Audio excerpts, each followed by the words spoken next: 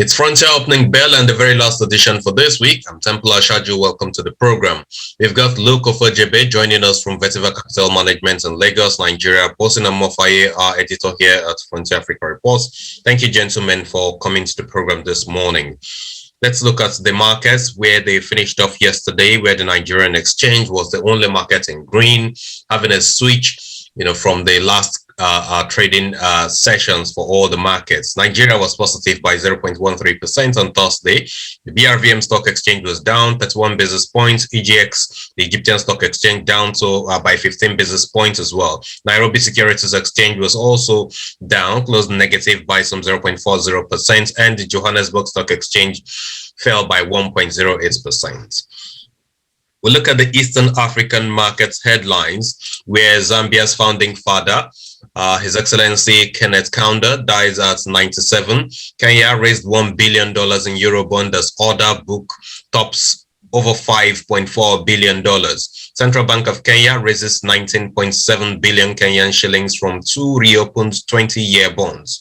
The Capital Market Authority in Kenya also has just confirmed Saturn Investments, not licensed and approved entity.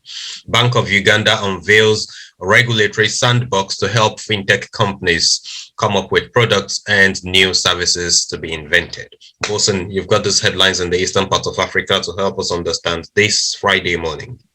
I'm sure. Thank you, Luke. I think let me allow Luke to chew over the $1 billion Eurobond. I'm sure he's salivating that if Nigeria could hit the market for $1 billion and get another book of 5.4, that's a whole lot of money for the guys on Market Street. So let me allow him to go after the money. Let me go after the Saturn Investments, because this is one company, asset management firm in Kenya that's been in trouble recently with a whole lot of issues around repaying investors, those who are there. They had a whole lot of running issue with the Capital Market Authority, which is your version of the Securities and Exchange Commission in Nigeria also. Now these investigations went on for months. Now the SEC has said it's not a license, no approved dealing house or investment securities firm. They've taken on these authorities a little bit. Now the SEC has had a final say. We don't know how this will go from here. Bank of Uganda is looking at what the Kenyans have done in terms of the regulatory sandbox for fintech. But I think that's a very good thing now that everybody's looking at the adoption of digital currency for own in countries around the world. And a number of these are coming up across the African continent as well.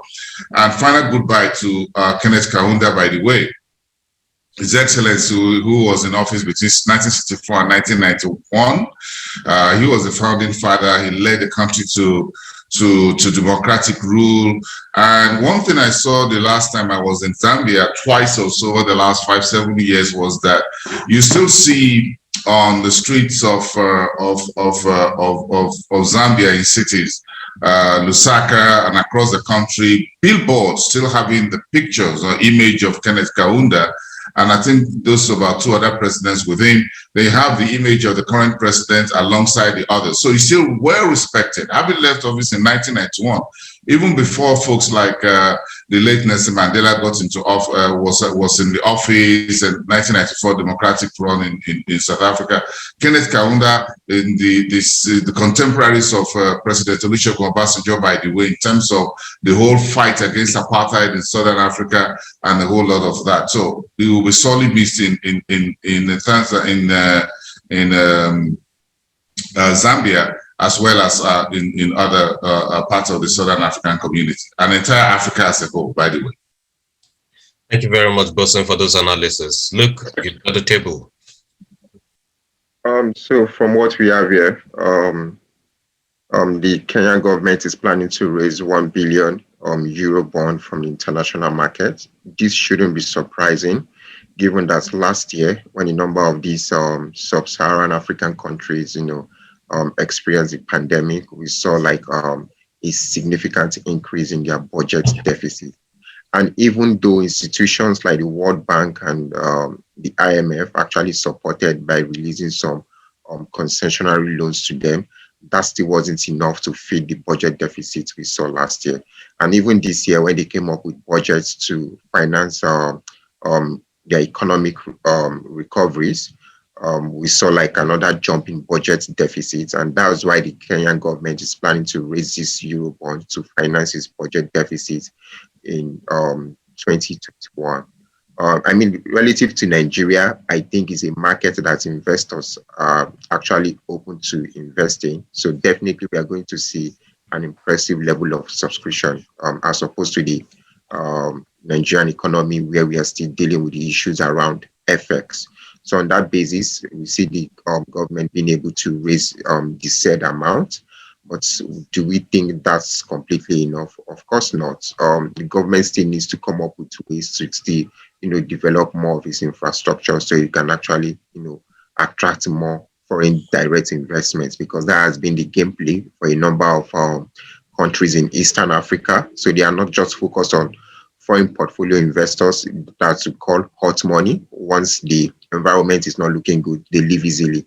So for a number of these Eastern African countries, they are more interested in investors that want to stay for the long time. That's foreign direct investments. And that has been the mandate for Kenya over the last 5 to 10 years. And that's what they still want to focus on. So this Eurobond is meant to actually finance a number of infrastructure development projects, and that should help to, attract more foreign direct investments going forward. Thank you very much, Luke. And let's bring it back to your domain now, West Africa and Nigerian markets headlines, where Lagos, Nigeria is the world's second most stressful city after Mumbai in India. The Africa Finance Corporation has got its total investments topping over $1.6 billion in projects and different sectors. NG Clearing gets Securities and Exchange Commission's approval to trade as central counterparty. NASDOTC in Nigeria has got its annual general meeting holding today from 11 a.m. in Lagos. Still with NASD, one of the tradable companies on that platform, VFD Group, has extended its rights issue to June ending 2021. Cote d'Ivoire awards 5 new gold exploration licenses to some new companies. We'll hear your thoughts on these headlines, Luke, before we get to Bosun. I mean, so on the issue of Lagos being one of the most stressful cities in the world, I mean, so in systematic thinking, they will tell you that we have problems in the system, and we have consequences of the problems, right? So Nigerians leaving Nigeria for Canada is not a problem of Nigeria, it's a consequence of the problems we have in Nigeria, because Nigeria is not standard of living has dropped significantly. People want to leave. So back to this particular issue, I mean, it's just a consequence of the problems we have in Nigeria. And this is a consequence of the fact that a number of states in Nigeria are not industrialized. I mean, so for a number of graduates, when they are done with school, their first thinking will be, let me move to Lagos, or let me move to Abuja, let me move to Port Harcourt, where I can find job opportunities.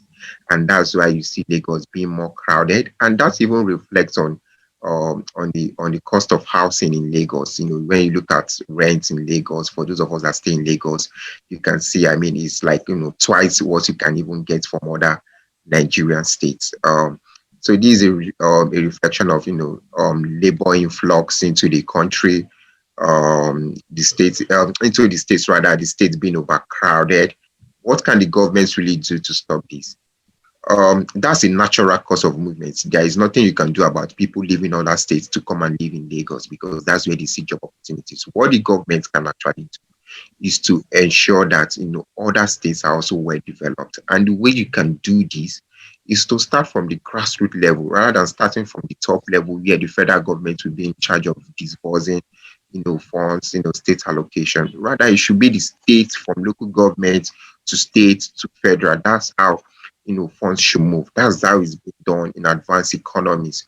That's the way you can actually implement grassroots development, where local governments developed. From there you move to state levels, from there you move to federal levels, and that can also help to attract more investments into other states. Investors coming into the country should not be looking at Lagos alone, Ogun State alone. They should be looking at the likes of Osun State, Enugu State, Imo, Oyo, and things like that. And that should help to, stop this influx of people to Lagos all the time. So we now have the capital market depository in Nigeria having the capacity to function as a central counterparty. Can you talk us through that? So really what we have now is the CSCS, which is the General Depository for Shares, and also in charge of the settlement of all trades carried out at the Nigerian Stock Exchange. But since the demutualization, there have been concerns around what we are going to see going forward in, the NSE getting listed on the NSE platform itself. Was going to be the role of CSCS as regards this. I mean, nothing material will change, rather than the fact that the CSCS and the will now be in charge of, will now be like the universal depository for all shares traded in Nigeria. So NASD inclusive. The NASD is more like a counterparty exchange. For trades through that platform, they should also settle via CSCS.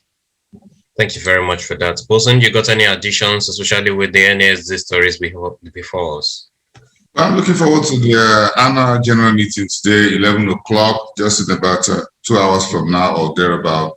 Let's see what the numbers look like. They're going to talk about the unlisted securities and how the market fared last year. And maybe Bola Jamale, the managing director and CEO, will provide some outlook into the new year and maybe bring everybody up to speed in terms of what the first half of the year had been. Technically speaking, we're now heading towards the end of the month of June, and maybe an outlook on the rest of the year. We got the IMF. We got an IMF story overnight in which the IMF staff report was came out, and they talked about Nigeria's inflation. It's been a very busy week for Nigeria in terms of the World Bank development report came out on Tuesday after the Monday Democracy Day holiday. Then you got inflation out on the same day on Tuesday. Then yesterday, Thursday, you got the IMF report, which spoke almost along the same line with the World Bank Nigeria report, which spoke about the subsidy, which is now the government seems to now be pushing to the corner of the table in the manner of speaking.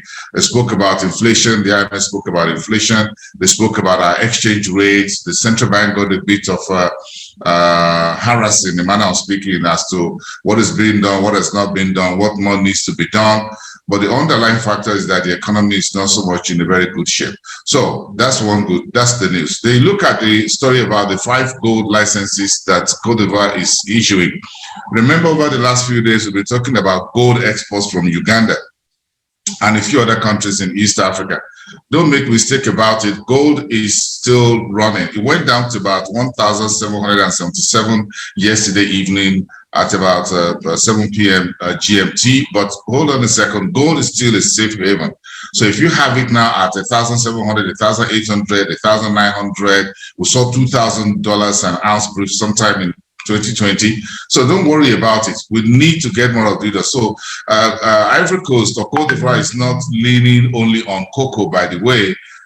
They're working on hydrocarbon, but here is gold as well.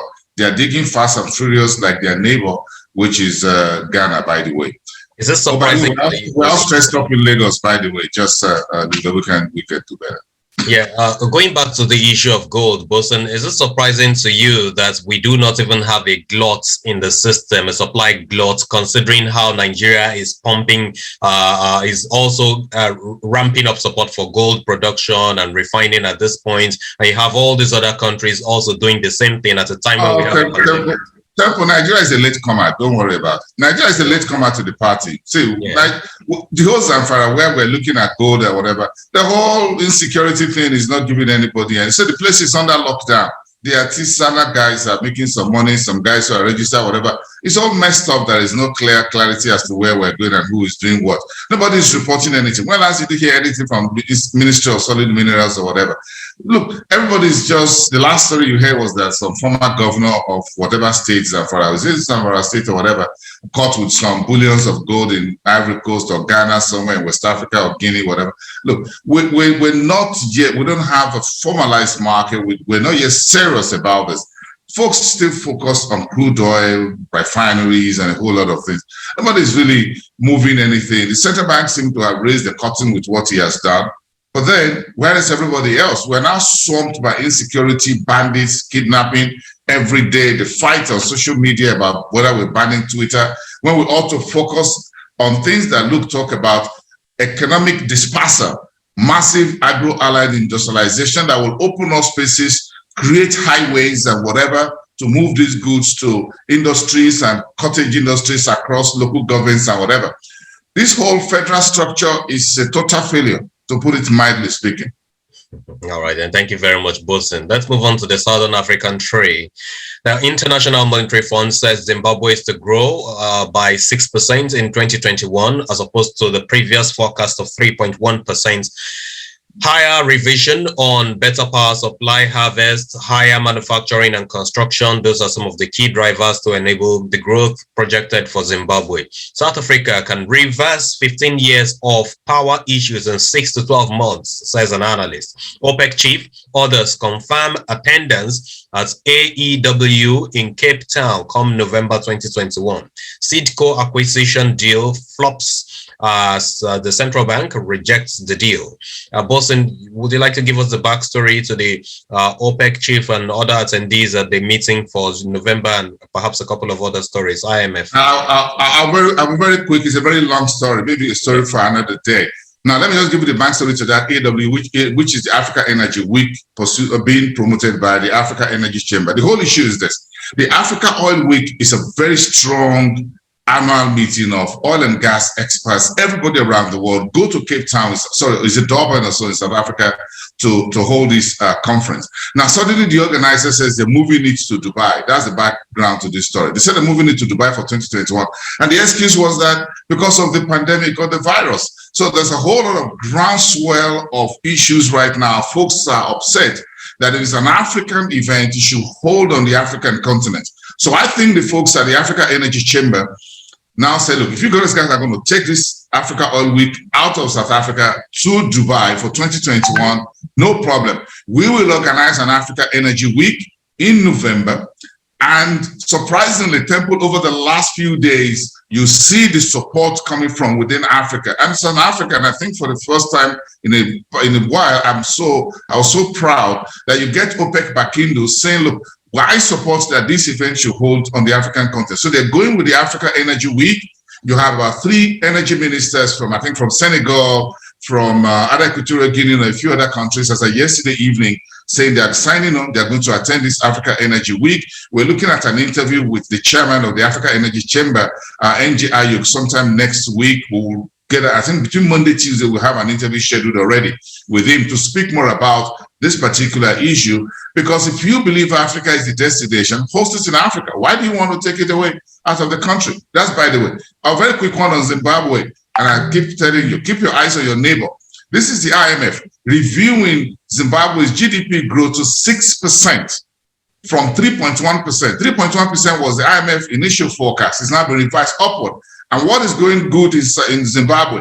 Power supply is stable and improving. The FX market is working according to the IMF. There's a strong harvest of agricultural products. Then the industrial manufacturing temple is moving on and is working. You'll be shocked what is going on down there. When I spoke with one of the analysts a few weeks ago, he told me that from about 161% inflation, they are driving it down by the end of the year to about 100, if possible below that. So the finance minister and the central bank in Zimbabwe, the central bank just sanctioned 5 banks in Zimbabwe over foreign exchange market malpractice. They're not taking anything for granted right now.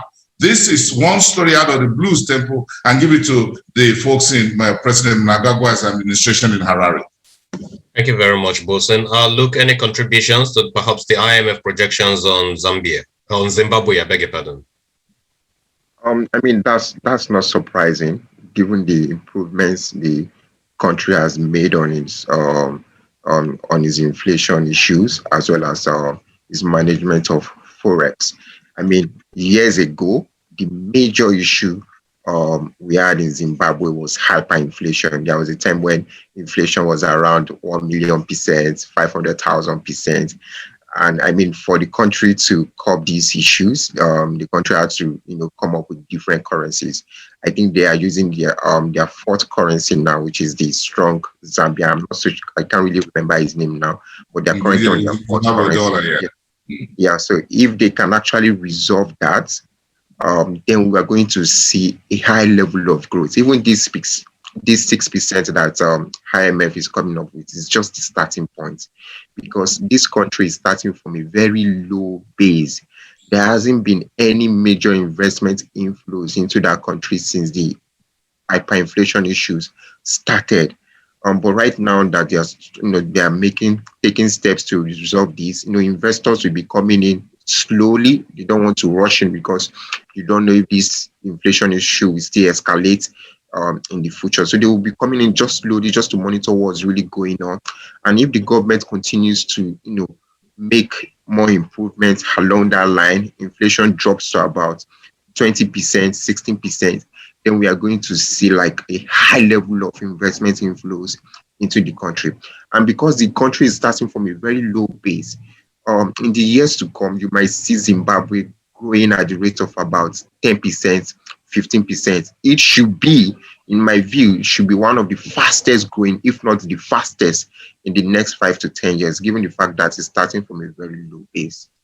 It looks like even the heavens are in support of what is going on in Zimbabwe at the moment, because if you look at the rainfall at this time, we understand it is the sufficient one that will help them grow their agriculture sector. So kudos to whatever they're doing and to whoever is handling the affairs there in Zimbabwe. Well, let's move on to the Northern African markets headlines, where the African Development Bank has just approved some 83 million euros loan for Egypt's electricity sector.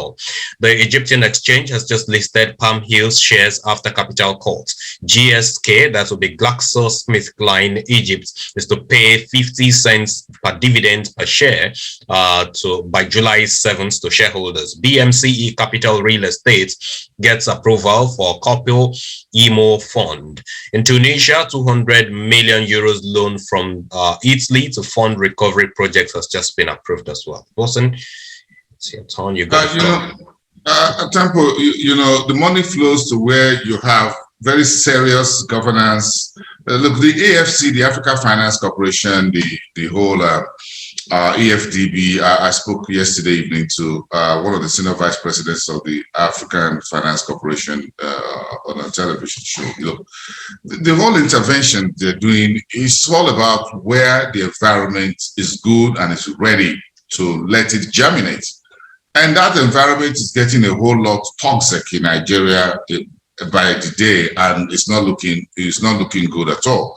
So to that extent, the AFDB will support. Look, Egypt is a major industrialized economy north of the sub-Saharan Africa. So 83 million euros, that's a whole lot. Now you look at another how many millions of euros from Italy to also help Tunisia, by the way. Look, they're going to help their neighbors, as it were. For us down south here, we don't get our acts together. That is it. Nobody's going to be there for you. So you better make sure you get your acts together. That is on that note. On the note of the GSK, the numbers for full year 2020 didn't come out so well, as good as we expect. That was surprising, maybe because of the pandemic last year. GlaxoSmithKline is a big name. We have GSK also on our markets in Nigeria. The parent company for all the GSKs worldwide is in the United Kingdom. But 50 cents or 0.5 Egyptian pounds for as cash dividend is just a giveaway for investors to take care of the pandemic year 2020. Put it behind them. Thank you very much, Bosun. Anything to say, Luke?